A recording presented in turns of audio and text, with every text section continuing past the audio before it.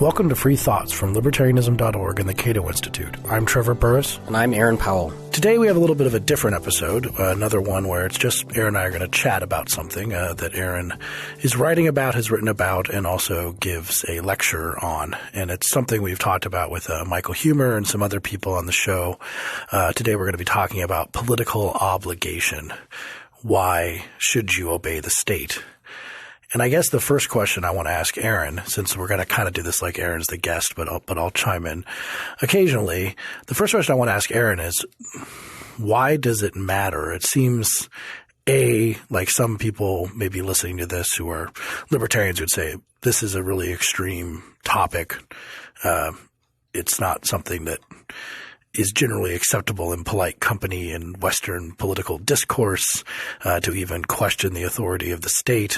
So it makes it seem at the very least weird and also maybe extremists who shouldn't be listened to. Someone could, write a blog post about Cato and point to this podcast and be like, see, this is why you shouldn't listen to Cato on their tax policy, because they actually seriously discuss the question of political obligation and whether you should obey the state. So why should we even have this conversation?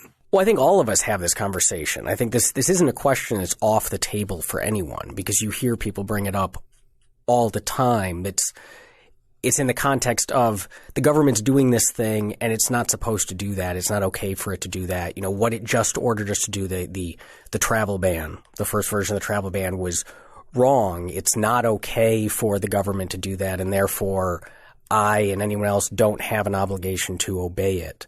Civil disobedience has a long history in this country.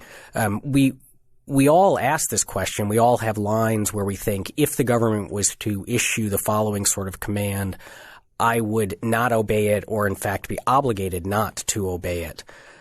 So discussing it is not the problem. I think where people sometimes get a little bit worried is when you take it all the way back to the beginning. So you say, and that's why I think it's an important question to ask, because if we're going to draw these lines, we're going to say, here's where it's okay for the government to demand that I do X, but if it demands Y, then it's not okay.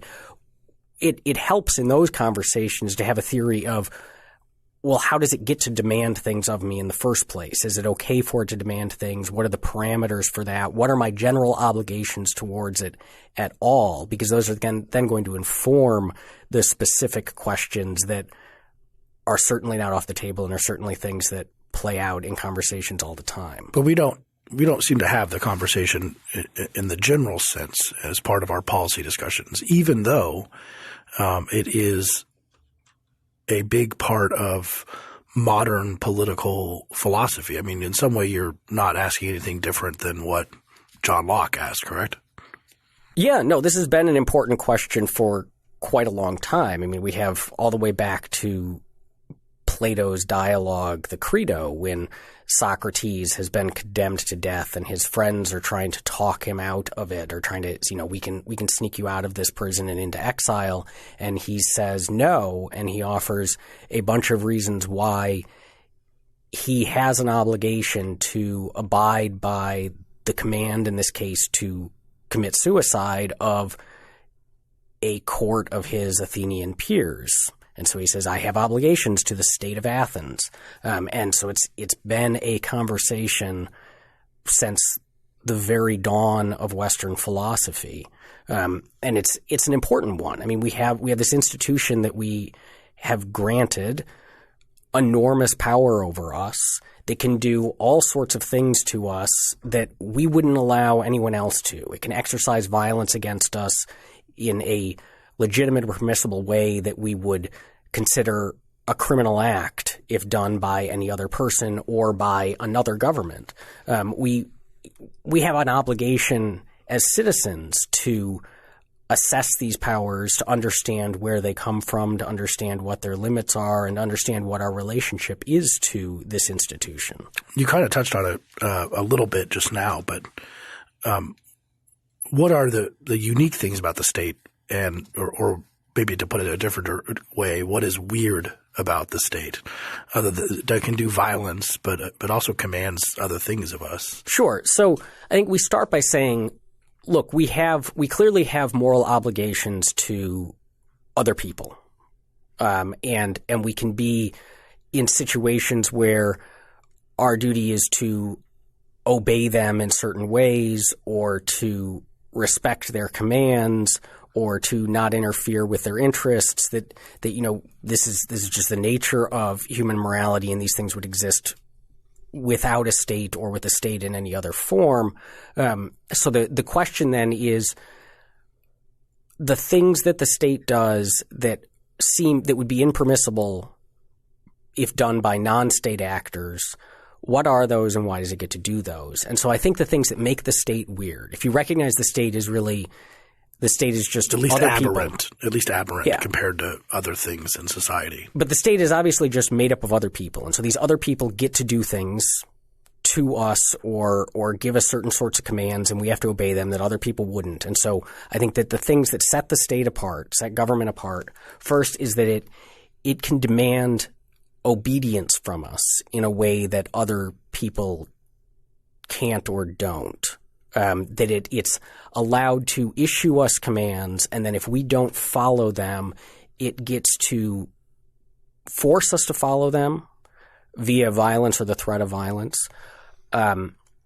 or punish us if we fail to comply in ways that, again, individuals can't. So you can issue me a command, or my boss here at Cato can issue me a command, but if I refuse, he's not entitled to lock me up or take my property or shoot me, whereas the state can do those things. So that's one area where the state seems different.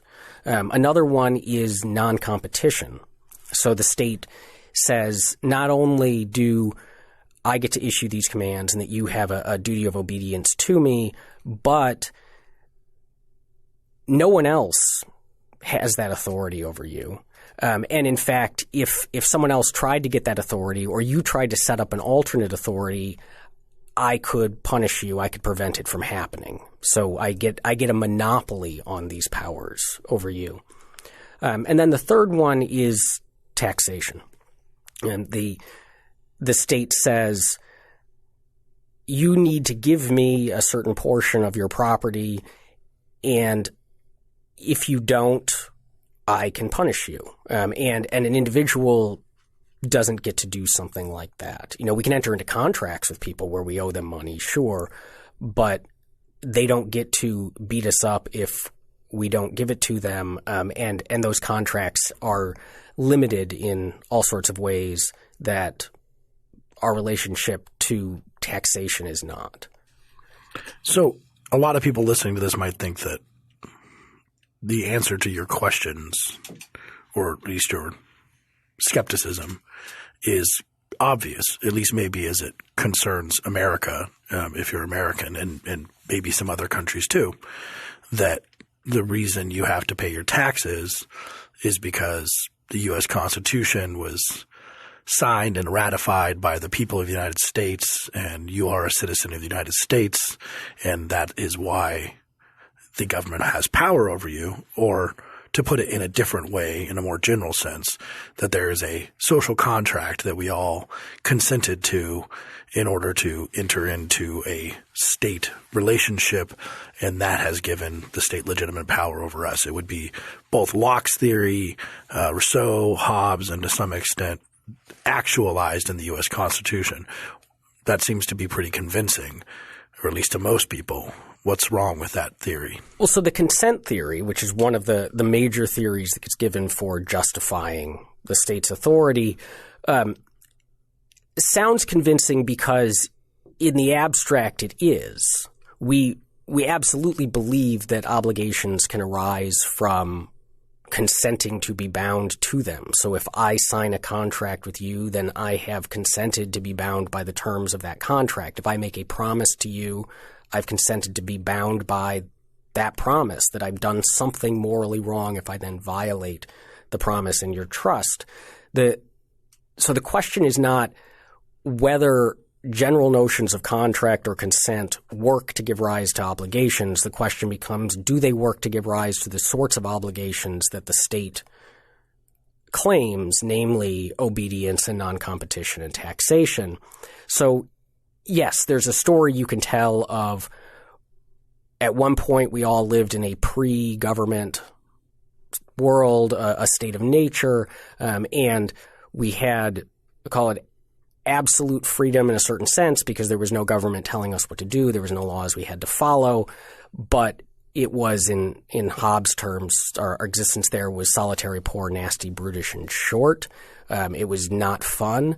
And so we decided to get together and we would give up a little bit of this freedom that we had in order to create this thing called government that would then protect our persons, protect our property, protect our other liberties. And in doing so, we would benefit, our lives would be better, but we would agree to obey the laws that this institution created. We would agree not to rebel against it, so not compete with it, and we would agree to support it so that it could continue to operate, i.e. pay it taxes. And that sounds like a good story, but it's got some obvious problems. You know, the first is that I didn't sign any such thing. I've never lived in a state of nature. Neither have you. We never got, when we became citizens of the United States, for both of us, it was through birth. We just happened to be born here. We weren't given the option. We weren't shown the terms of the contract. So in a very literal sense, the story doesn't hold up. I mean, in terms of like explicitly signing this contract? Yes. But what about people who became citizens? So the becoming citizens is an interesting case because that looks more like explicit consent. The first, it certainly would not apply to most people in this country. So that if that's the way you have to do it, then the government only they have to pay taxes. Then that would be only people who became citizens have to pay taxes. Yeah, I mean, So yeah, I guess I'm okay with that, but that's not how things work. And the government certainly doesn't say, look, if you never got around to signing this thing or you never had the chance, then sure, we'll lay off and we won't command you and we won't try to tax you. So the government steps outside of that limited range of authority. But also there's an interesting thing about the becoming a citizen that the social contract is not a contract. So it doesn't have, we both law school, that contract law requires consideration. It requires both parties to have obligations to each other and to give something up. If you look at the oath that a new citizen takes, it's all about their obligations to the state. The state doesn't give a list of things that it will do in return for them. So it's a loyalty oath. Well, isn't there like protection and implied at least police protection? I mean, maybe not like Medicare or Medicaid. Maybe that's not explicit, but I think that at least cops and armies and sort of basic functions. Sure, there's an implied thing, but the explicit term. So if we're talking about like the instance where you actually have a contract in front of you and you sign it, which is the closest that, is that becoming a citizen looks like the closest to that version of the social contract, the explicit social contract, then that version doesn't look like a contract. Like joining a health club. Yes. Yeah. It's not like that. There's also a problem. There's this a line of Supreme Court cases that seem to repudiate that notion of government. I'll toss it over. You can give us the facts. One that I talk about is Castle Rock v. Gonzalez, which I'll ask our real attorney. Yeah, that case happened not far from where I grew up, south of Denver, Colorado, when a woman who had a protection order against her bad ex-husband for her protecting her three kids. One of these sort of typical restraining orders that said, if you come near me or you take the kids, then state law said that the police shall arrest the husband, the ex-husband, upon him breaching this restraining order. And so the husband went to pick up the girls from school, I believe is the way it worked. And he was driving them around all day, calling her and saying very threatening things about what he was going to do to the three kids. I think it was three girls. And she kept going to the cops and saying, the state law says that you shall arrest, you have to arrest my ex-husband upon him violating this restraining order, so do it. And the cops said, well, what do you think they'd say? They said, okay, well, we have other priorities. We'll get around to it at some point. They didn't. She said, "Oh, he's over downtown Denver. He just called me," and they're like, "I'm sure he'll come back. I'm sure that he'll bring the girls back." Well, the next morning, he showed up at the police department and committed suicide by cop. At which point, they found the 3 girls dead in his car. She brought the case to the Supreme Court on the theory that the police had denied her police protection that had been commanded by the Colorado state legislature, that they shall arrest him upon violating this restraining order. And she said, "You've denied me my life, liberty, or property, my property without due process of law and your obligation as police."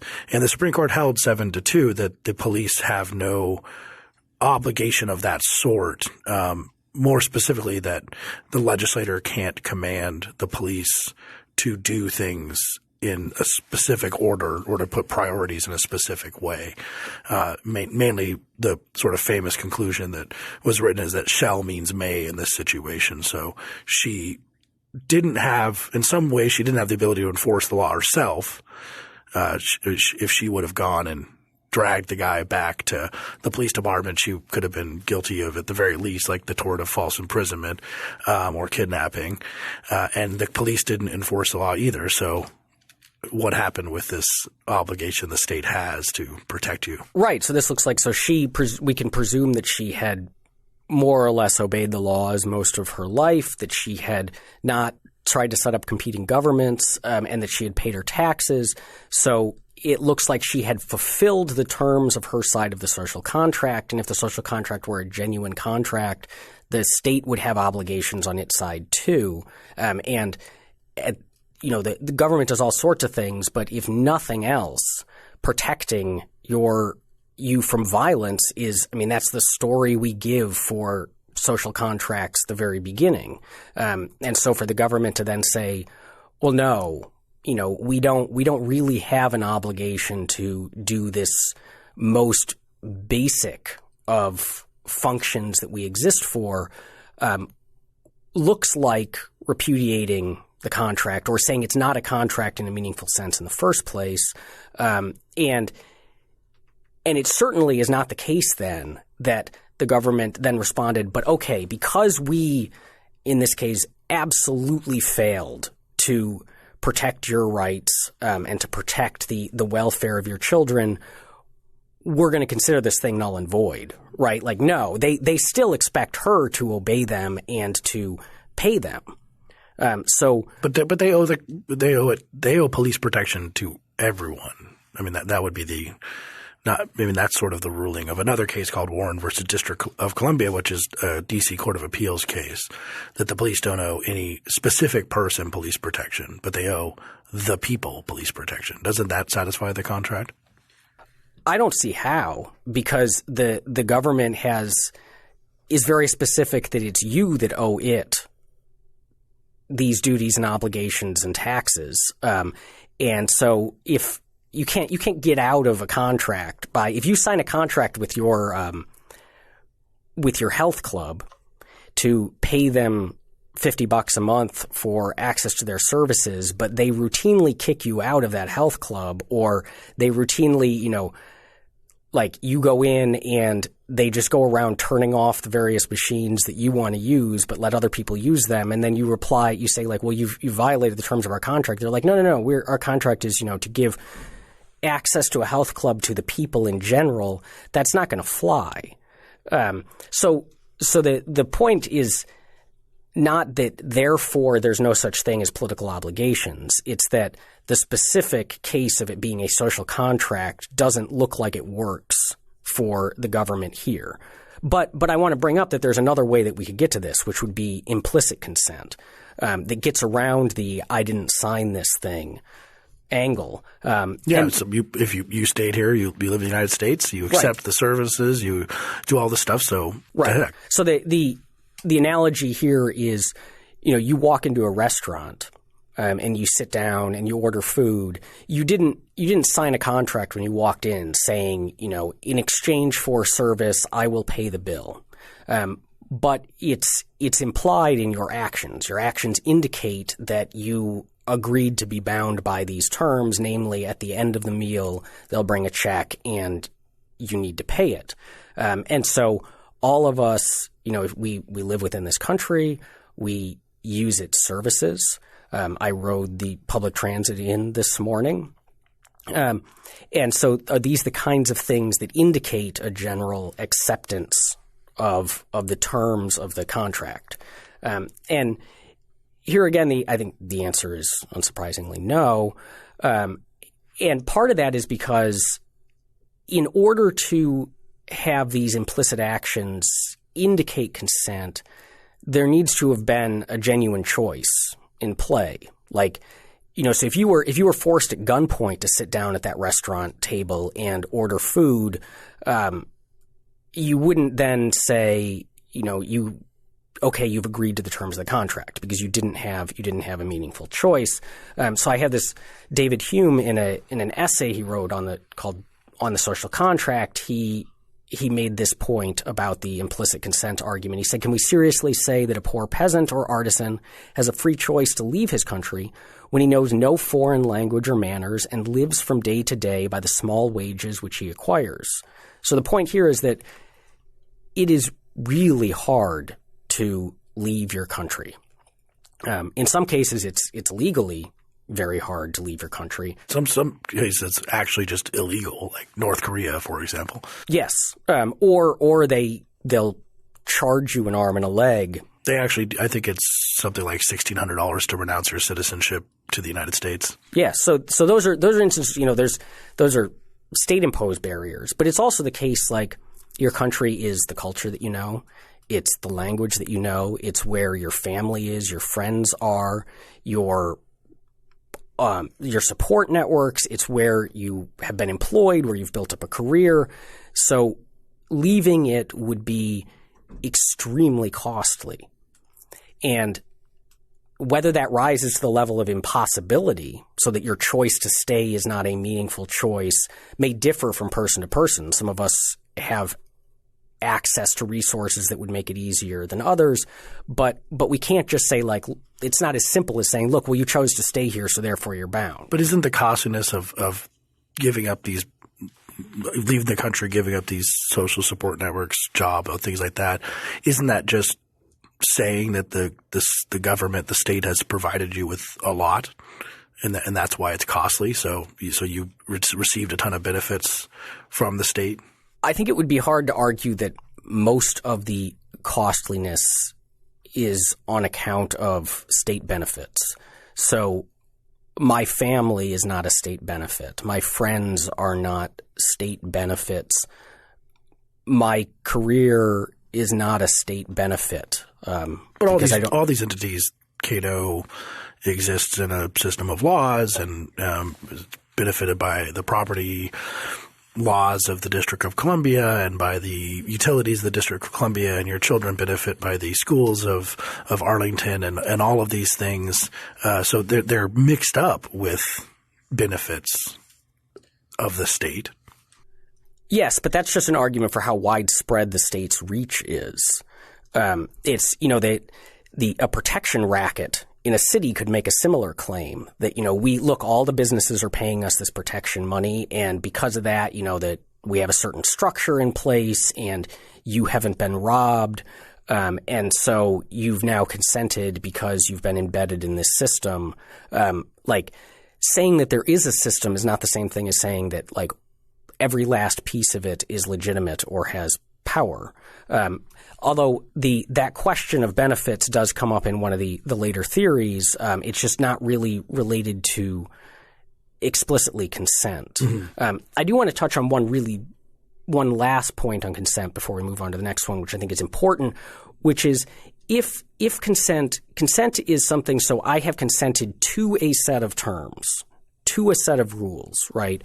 That are at least sufficiently knowable. Yes. I mean, maybe not every explicit – all contracts have – but at least, somewhat knowable. Yes. And that's how consent works in our everyday lives. You tell me, do you agree to do this? And I say yes.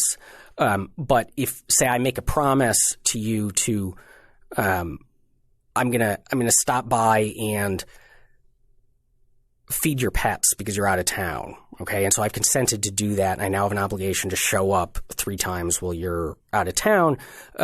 If I then show up and you're like, oh, and by the way, I also need you to mow my lawn, and take out the trash and also run some errands. And I'm actually going to be out of town for an extra 6 weeks and need you to do all of that. Like that's not what I agreed to, right? So when we agree to things contractually, there's a set of terms and there's a length of the agreement. The agreement doesn't perpetuate forever.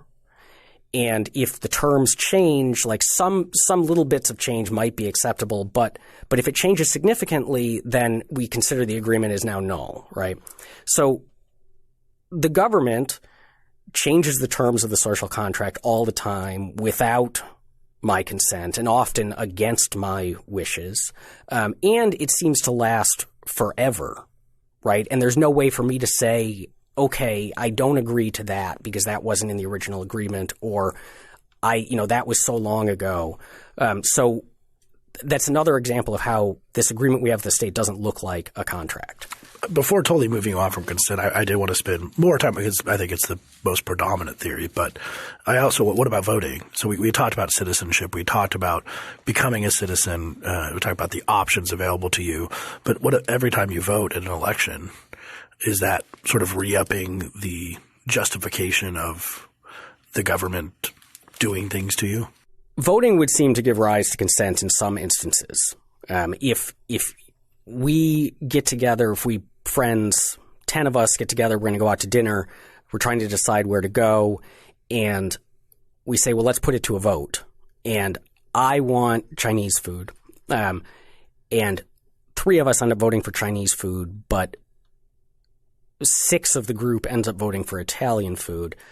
It would be, at the very least, kind of uncouth for me to then stamp my feet and say, well, I'm not going to go, and throw a fit and go home. That voting seems like a way to settle those kinds of differences in a legitimate way. So the question is it the same sort of apply to the state? And I think the answer is no. First, many of us – well, first, there's a lot of people in this country who can't vote but are still bound by its laws. Whether a lot of the case felons have their right to vote stripped from them, and we can't just say, well, they committed a crime and therefore they don't have, because it's – if nothing else, that's circular. Children, illegal immigrants, yeah. But also many of us vote defensively. So we think that all the options are bad and wouldn't consent to any of them, but we know we're going to suffer through one of them, so it might as well be the least worst one. But that doesn't seem like consenting. I mean, that would be, the mugger says your money or your life. He's given you a choice and you vote on it, that you haven't consented to the outcome. And then, of course, your vote doesn't really have any impact whatsoever. It's one among millions. And so you didn't consent to the outcome because the outcome would have been the same whether you participated or not. Let's move on then to one of the other general theories of political obligation. As of course, philosophers have been talking about this for a while, so they have kind of itemized them out. But I think a lot of our listeners and people who are objecting to this entire conversation are probably thinking about some of these. One of them is fair play, which I think H.L. Hart did one of the versions of that. But you write it down in our little outline as if we benefit from a cooperative scheme, we need to abide by its rules, or we're just free riding. And that, I think a lot of people feel that too about why they should obey the government. What's wrong with that? So the government, if the government is just another word for the things we do together, then we've all gotten together. We have, sacrificed in certain ways. So as citizens, people have paid taxes. They've given up their time. Sometimes they've given up their lives defending the country. It's a big cooperative enterprise. And if I have benefited from it, so I went to public schools, I, was protected by police, so on, then I have an obligation to kind of repay, or otherwise I'd be free riding. So if the neighborhood gets together to have a potluck and everyone brings food, but I don't, and I show up and just eat food that everyone else brought, there seems to be something wrong with doing that. So it would be unfair of me to take advantage of the sacrifices of other people. This is another one where clearly the concept of it can give rise to obligations, but the question is does it give rise specifically to the kinds of obligations that the state asks for? Robert Nozick had an objection to this, which was that in order for fair play to come into play, the benefits need to be accepted, not merely received. So if the benefits are forced upon you, or you never had a choice in accepting them in the first place, then we wouldn't say that you now have an obligation to repay them. Maybe like it would be a nice thing to do, but you certainly can't be forced to. And the government looks very much like that kind of setup. So the benefits that the government gives me, I didn't really have a choice about receiving. I didn't have an option of a different police force. In many cases, the services the government provides, not only does it provide them, but it monopolizes them. It doesn't allow other people to come in and provide alternative services. So I'm embedded in this system. I'm embedded in this geographical area that is run by the state. And again, unless I can move out of it, I don't have a way to avoid a lot of these services and a lot of these benefits. Would the same objection exist for occasionally you see these hit pieces on libertarians where they write something like, Mr. Libertarian goes to his job at the Cato Institute, and on the way he uses public roads and stop signs and stoplights and benefits from – and Cato is protected by the public fire department. I think that we did have a fire alarm a few years ago, and someone did tweet that it was funny that Cato was waiting for the fire department. That seems to be kind of benefits that we receive. Is it the same objection apply to this, to what you just said about is we didn't accept them, or are we accepting them by using them? So we've received them. Whether we accepted them would hinge on whether we had a choice about receiving them or a choice about using them at all. So the roads, it would be quite difficult for me to get from my home in Northern Virginia to my office here at Cato in the District of Columbia without using state-provided means. There's the metro and there's roads. I could bike, but that would be sidewalks. This sounds like that guy who built his own toaster. Yes. It would just be this like game. He'd be like, "All right, Aaron, maybe some very extreme libertarians would try and figure out how to do this, but it might be impossible." It might be impossible, and I could telecommute, but even then, I would be using other infrastructure that was provided by the state. So it's impossible to avoid it. Well, it seems to be related to one of the episodes we did on a concept that I've termed the statrix, because you have to think about how the state has made the alternatives not exist, at least insofar as competing. If you wanted to start a private road business or many other private supply schools, things like this, you have to compete against the state, which has privileges that you do not as a private business. So they can subsidize.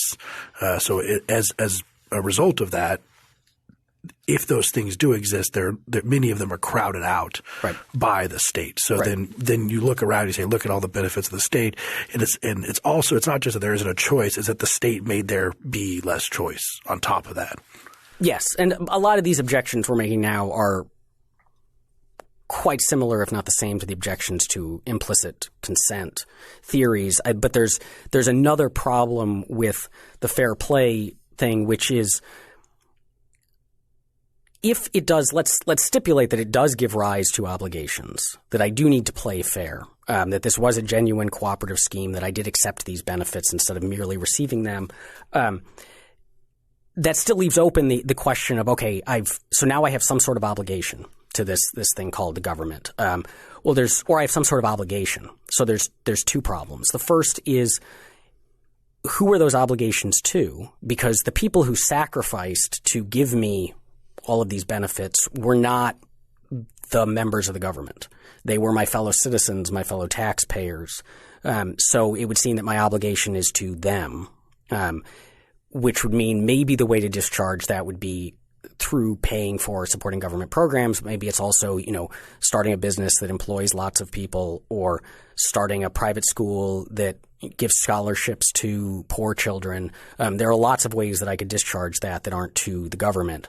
And then second, those obligations, it's not clear that those obligations, that the way we repay them, the way that I repay the sacrifice my fellow Americans made in paying for roads, say, is by obedience, non-competition, and taxation. Maybe it's taxation. Maybe like I have to pay back. But why? If at the potluck, my obligation is to bring food. It's not to obey the commands of the other people at the potluck and to agree to never set up my own potluck on the other side of town. So again, the obligation, there may be obligations here, but the specific ones that the state demands don't seem to arise from fair play. Now, you have listed here a different theory of political obligation, which is called gratitude. But is that much different than fair play? What is it that you should be grateful for all you have gained from the state? I mean, again, this pops in my head right now because a lot of these things we're talking about should also be thought about in context of something like North Korea, just because we're talking about general political obligation. Mm-hmm. So maybe one thing we should be talking about is not right now, I mean, adding into the conversation, but more as a political in our political conversations is if something sustains America's legitimacy, does it also sustain North Korea's legitimacy? Because you can make all these arguments about North Korea. You could say, oh, they get so much from the state, and that they do get a few bags of rice and starving thing. And then so I'm listening here. I was like – And they don't tend to leave. And they don't tend to leave. And they probably don't want to leave because they don't know. So what sort of does that challenge the view of legitimacy? But yeah, so I was thinking about that when I read this line. We have all gained from the state. And I was like, that sounds like something North Korea would tell you. So you should have gratitude to the great leader. But aside from going in America, we have gained to some extent. Is this different than the fair play? So it's different than fair play in that it attempts to get around the accepting receiving distinction and problem for fair play. So gratitude says, look, because you have used these things, whether you accepted them or merely received them, you should feel a sense of gratitude to those who provided them to you, and then the sense of gratitude turns into an obligation to repay that debt. So, if you're in a car accident, you're unconscious, and someone comes by and hauls you out before the car burns, you should feel a sense of gratitude to that person, even though you were in no position to accept or reject the help. So that it seems to have solved that problem with fair play. But a lot of these same objections apply. So why would it give rise to the sorts of obligations that the state demands? So why would it give rise to obedience? The person who helps you out of the car, maybe you should take them out to dinner. But you shouldn't, they can't just start issuing you commands that you then have an obligation to obey. Isn't that like Chewbacca's life debt? Yeah. So Chewbacca's life debt is a good example of, Han Solo saves Chewbacca in some way. We'll find out in 2018. Like with the Han Solo movie. With the Han Solo movie. But, and so Chewbacca pledges to, be Han's companion and to help him out and protect him. So that's, it's a debt of gratitude that Chewbacca. But he doesn't pledge to obey him, does he? I assume not. I'm not sure. It doesn't seem like obedience is a strong suit of Chewbacca. I agree. But, this is, again, it's a theory like gratitude is a real thing and the obligations that arise from gratitude are a real thing. But just like fair play, the questions remain of, even if you have a debt, are obedience, non-competition, and taxation, the way that you discharge that debt, and also who do you owe that debt to?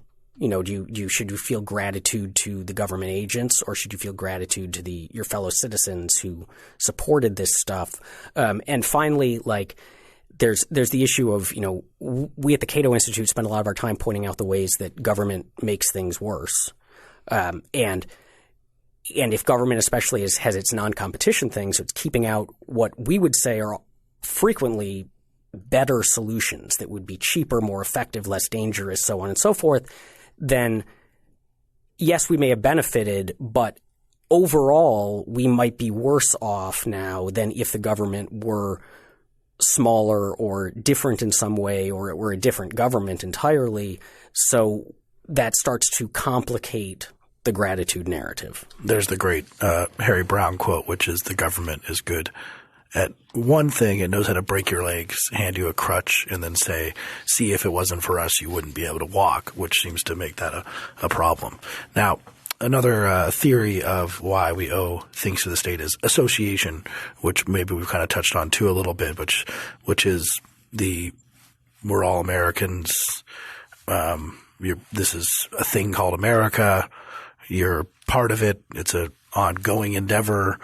So you need to obey American laws as part of this thing called America. Right. So this one is, it's like all the others. You can analogize it to non-political life, and it seems to make sense. Like if you are part of your local church or synagogue, say, it may have rules or traditions, and being a member of that organization means obeying those rules or respecting those traditions. So does the government work in a similar way? You're a member of a family, and being a member of a family means having certain sorts of relationships to each other. Often you have to respect and obey your parents and so on. But the question is the government that sort of thing? And I think that no. I think that one of the problems with association is, yes, we're all Americans, and there's something called America, and we're part of this, but that's not the same thing as the Department of Justice, right? Like, government is not America. Or the Raisin Administrative Committee, which is a New Deal agricultural program. The Raisin Administrative Committee is also not America. No. So America would be America if the government had different rules or better rules or fewer of them. So that they're not the same thing. We can't conflate society and state. But also there's some real concerns with the consequences of an associational account, which is namely if government is America, if obeying the American government is part of what it means to be an American, then it's not clear where the limits are. Yeah, I'm hearing some North Korea in this, some just extreme obedience. Obedience is required. If on a purely associational account, there would be no meaningful way to say that crosses the line. That no, the government, doesn't have the authority to do that because it's America, and this is who you are and you obey it. So it's that's pretty scary from the North Korea example. It's also, I think there's cause for concern because our feelings of association can be misleading. So the government is very good at making us feel like it represents America. It's like they spend pretty much half their time telling us that, I think. So they, the pageantry of it, the symbolism of it, it's not a coincidence that the buildings throughout Washington, D.C. look the way they do, look as imposing, and the classical architecture. I mean, it's meant to make the government seem really important, really significant, and part of a long tradition that is America. And so we know that your feelings of association can be manipulated. We know that you can have to to use a god-awful term, false consciousness. You can see so North Koreans, who think that clearly their government is illegitimate, but because it's a slave state. But a lot of them feel, they've effectively been brainwashed. We see this with members of cults. The cult leaders can be very good at convincing you that they have authority over you, and that you are part of something bigger than yourself. And I'm not saying that the United States is a cult, but just that we should be willing to examine those feelings of association and willing to say, how much of this is legitimate? How did I arrive at these feelings? Am I being not manipulated, but have I been influenced in certain ways? Public schools, for example. Sure. Bunch of allegiances, things like this. And I think the North Korea examples, bring it up again. It's good because I think it challenges people, as we said at the beginning of this episode, to take these questions seriously, because actually the best argument against North Korea is not that it has bad policies. Those are good arguments. It's that it is a completely illegitimate criminal organization that is claiming authority that it does not have and oppressing people based on this claimed authority. And so people would analyze the legitimacy of North Korea's government in a similar way we're doing now. They would say, well, they consented. And they said, well, no, they never really had a choice. And it only matters if you meaningfully have a choice. So it's like, oh, well, they were born there. It's like, yeah, but they couldn't have been born anywhere else. So they didn't become citizens. They participated in the process somehow. And they would say, well, but they receive benefits. Yeah, but they're brainwashed. They don't really have any choice. And so they would fully delegitimize North Korea. But then you get over to America and these same arguments apply. So I think it's a good foil for talking about these in a good way. Yeah. Now, there's another possibility, which is the state is legitimate because it fulfills some other moral quality. So you have this listed as the natural duty argument. It's somehow moral by itself. So insofar as being moral, it takes your obligation because things that are moral should receive your obligation, your obedience. Yeah. So we clearly there's morality outside of the state, outside of politics, that, we have moral obligations that exist simply by nature of us being humans who live in relationship with other humans.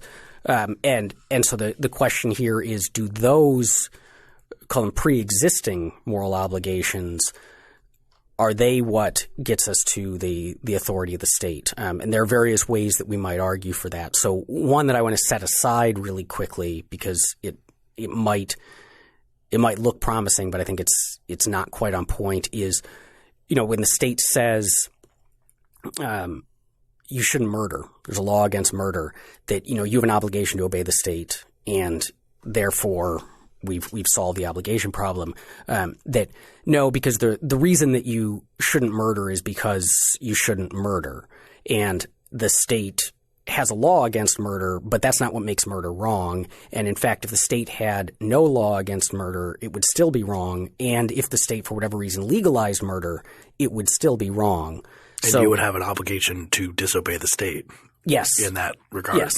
So that doesn't get us to – that's not quite political obligation. And quite a lot of the laws on the books are simply just statements of pre-existing moral obligations. Most of them certainly are not.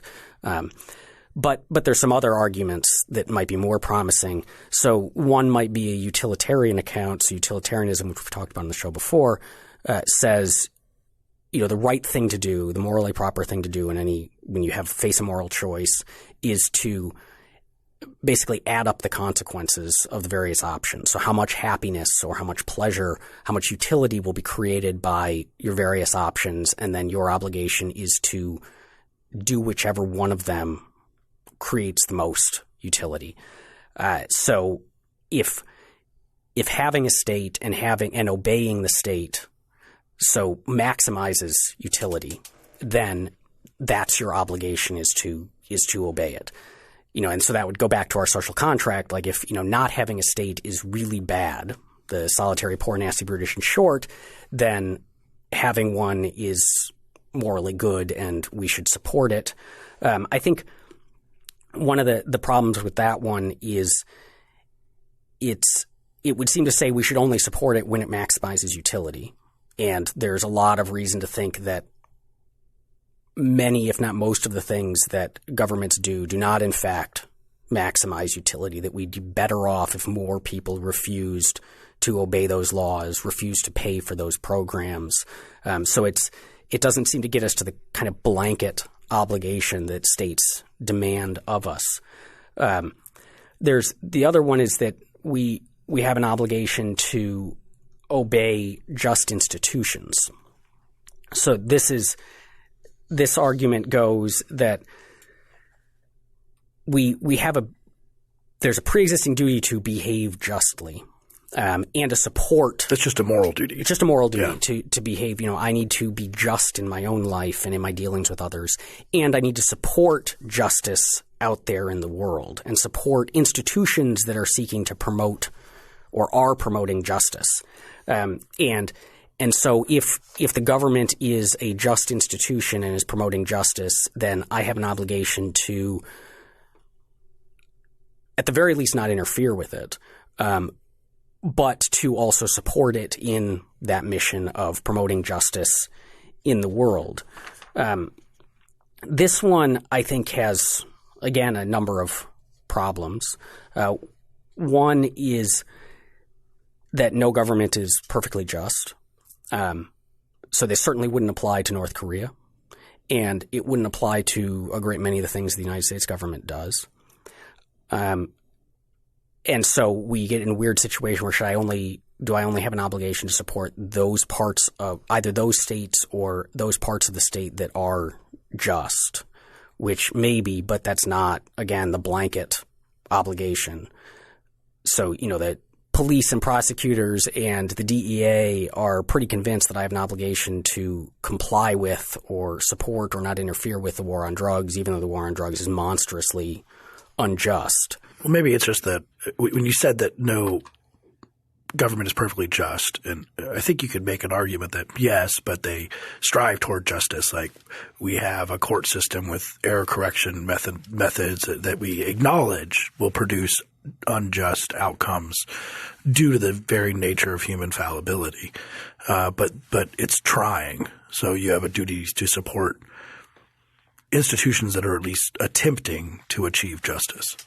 Perhaps, but I think it would be a stretch for a lot of the things that governments do to say that these are well-meaning and genuine attempts to achieve justice. We could point to all sorts of things that the state does. I think we'd go back to the war on drugs is not a well-meaning attempt to support justice. I think that we could agree that a lot of the things that our new administration has done and the people who operate within it, many of them are not well-meaning advocates for justice. So again, we would have to pick and choose effectively. There's also the problem here that if our duty is to justice, it's not to the government, right? It's to, the government is merely the means by which we happen to be promoting justice. Then it would seem that we would have an obligation then to promote justice in whatever means is most effective. Not simply to promote justice via the existing government. And so in a situation like North Korea, where the state is everything but just, it would seem this would say you have an obligation to effectively rebel, to violate the non-competition, to try to establish actually just institutions. And we could accept that with North Korea, like, yes. But then given that no state is perfectly just, including our own, it would mean that we would have an obligation to seek out alternatives if we can find them, if we can enable them, which, again, the state is going to deny us. It's going to say, like, look, yes, you can't like be supporting me, but at the same time be trying to establish a new regime that's going to be more just, a new set of institutions that are going to be more just, because that's rebellion. Well, it's odd because it almost proper view of this argument, I think, would have you trying to create just institutions, as you said, rebelling against some of them, but it definitely wouldn't have you just kowtowing to a monopoly on the use of force in a geographic area. It certainly doesn't get us to – it might get us to something where it's like, I obey this because it's just. And then if that's the only problem we have, then it doesn't the fact that it's a state or not, or it's called a state, doesn't seem really to matter because it's just a just thing. So you should obey justice and follow justice. That's a good thing. We can call it the state or not, but your obligations are to justice, as you said. Right, and then your obligations are to whatever institutions in whatever form with whatever labels are best or most efficient at promoting justice. Exactly. So where does this get us? I mean, we talked about this at the beginning. We've gone through a lot of the classic arguments for political obligation, and I imagine that most of our listeners are probably not convinced about this still, which I understand, or at least they practically think that it might be interesting in the abstract, but practically they're going to go obey the state. Yeah. Where does this get us? What have we learned about how to approach both A, political philosophy and but also B, just looking at politics in our daily lives? Yeah, so I mean one answer to that, which is not mine, would be if we've now demonstrated that the state's authority is not justified, then we need to abolish it and have political anarchism, which would be the absence of a government. That would be the only way to, if enforcing its authority because it's not justified is immoral, we need to stamp out immorality, and therefore I am skeptical of that. I'm not an outright political anarchist. And I feel that way because I think, going back to the kind of utilitarian case or the social contract case, that I'm not convinced that in terms of its just straight outcomes, political anarchism would actually be better for people in their everyday lives than some sort. You mean at least right now? Right now, yes. I think if we smash the state tomorrow, things would get pretty bad. So, and that keeping things from getting pretty bad is another one of our obligations, another one of our moral duties. There can be conflicting things here. So we have to trade them off. It's not a perfect world. So in other words, it's like if we're going to bring about Mad Max and then maybe 200 years after that we'll have a nicely organized anarchistic society, we might have to also make account for the fact that we put people through 200 years of Mad Max and the pain and suffering of that. Yes. But so another possible thing is we could say, we might dispute that that the arguments against each of these 5 theories are quite as incisive as I made them out to be, and say, no, I think these theories, or at least some overlapping version of multiple of them, gets us to something. And I might grant that. But even if we grant it, it seems that they would at best get us to a very minimal state, that these accounts would get us to something that looks closer to Nozick's minimal state than it does to the expansive, say, federal government that we have today, that most of what it does is not justified by any or all of these theories. But I think all of those are practical, okay, so given this, what sort of world should we institute? But I think the really important thing to draw from this line of thinking is more of an approach to thinking about what our government does going forward. And this is to say that, look, if most of what the state is doing is not on strong moral grounds, the powers it exercises can't quite be justified, be fully legitimate, then we should be at least skeptical of what it does. We should see it. We shouldn't venerate it and hold it up as, the highest achievement of the human mind, that it's effectively a necessary evil. But a necessary evil is still an evil, even if only a little, and we should be wary of that. And so going forward, we should be checking it at every instance. We should be shifting the burden so that when it claims a new power, we should say, why do you get to exercise that new power? What is the value in that new power? Like a lot of your powers, they're not as firmly grounded as you think they are. And so you need to have a really good reason why I'm willing to put up with and why we should all agree to a little bit more authority exercised over us. And then recognizing, I think the final step is if we recognize that at some level, the state exists because we weren't good enough to live without one. If we were all morally perfect, we wouldn't need it, right?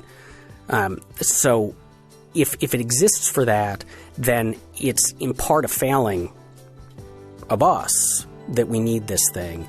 And so we should always be working to be better, and we should always be working to move the world in a direction where we need it less and less. Thanks for listening. This episode of Free Thoughts was produced by Tess Terrible and Evan Banks. To learn more, visit us on the web at www.libertarianism.org.